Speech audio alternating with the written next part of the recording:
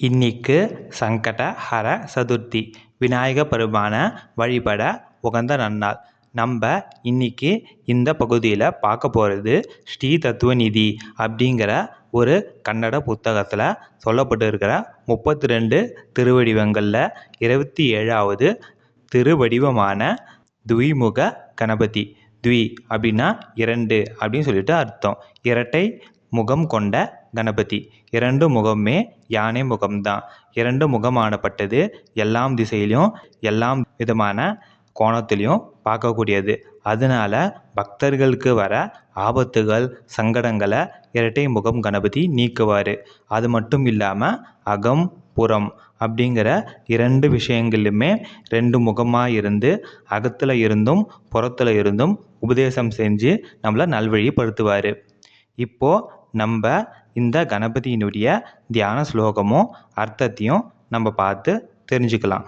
ஸ்லோகம்: ஸ்வதந்த பாஷாங்குஷ ரத்ன பாத்திரம் கரைஹே ததானோ ஹரிநீலகாத்ரஹ ரக்தாம்சுகோ ரத்னகிரீடமாலி பூத்யை சதாமே துவிமுகோ கணேசஹ. இந்த ஸ்லோகத்தில் என்ன சொல்லியிருக்காங்க அப்படின்னா, துவிமுகோ கணேசஹ, இரட்டை முகம் கொண்ட விநாயகர் ஆனப்பட்டவர். ஹரிநீல காத்ரஹ, யார் நாராயணரை போல நீல நிறத்தில் இருக்காரோ, ததானோ ஏந்தி இருப்பவர், கரைஹி கரத்தில் ஏந்தி இருக்கிறது. அவருடைய திருக்கரங்களில் எதெல்லாம் ஏந்தி இருக்காரு அப்படின்னா, ஸ்வதந்த அவருடைய சொந்த தந்தம், அதாவது பாச ஞானத்தை குறிக்குது. அதாவது உலக ஞானத்தை கம்மி பண்ணி ஆத்ம ஞானத்தை கொடுப்பாரு.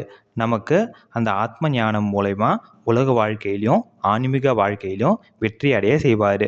பாசாங்குசம், பாசம் அங்குசம், பாசம் கட்டி போடுற ஆயுதம், நம்மளை கெட்டது செய்யாமல் கட்டி போடும். அங்குசம் அதாவது இது யானைகளை கட்டுப்படுத்துகிற ஆயுதம், அதாவது நம்மளை நல்லது செய்ய தூண்டும். ரத்ன பாத்திரம், ரத்ன வைர வைடூரியங்கள் நிறைந்த பாத்திரம். இந்த ரத்ன பாத்திரம் ஆனப்பட்டது லக்ஷ்மி கடாட்சத்தை கொடுத்து நமக்கு வறுமையை நீக்கும்.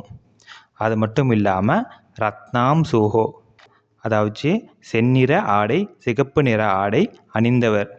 ரத்ன கிரீட, ரத்ன வைர வைடூரியங்கள் ஆன கிரீடத்தை அணிந்தவர். மாலி, மாலைகளை அணிந்தவர்.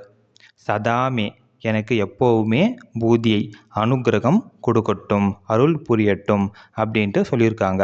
யார் இந்த திவ்யமிக கணபதியை வணங்குறாங்களோ அவங்களுக்கு உள்ளும் புறமும் இருக்கிற கஷ்டங்கள் நீங்கி அவங்க திவ்யமிக கணபதியினால் அருளாசினால் நல்லா இருப்பாங்க. அவங்களுக்கு 16 செல்வங்களும் சித்திக்கும். பிடிச்சிருந்தா லைக் பண்ணுங்கள், ஷேர் பண்ணுங்கள், சப்ஸ்கிரைப் பண்ணுங்கள். மறக்காமல் பெல் பட்டனை ப்ரெஸ் பண்ணுங்கள். மீண்டும் ஒரு நல்ல பதிவில் சந்திப்போம்.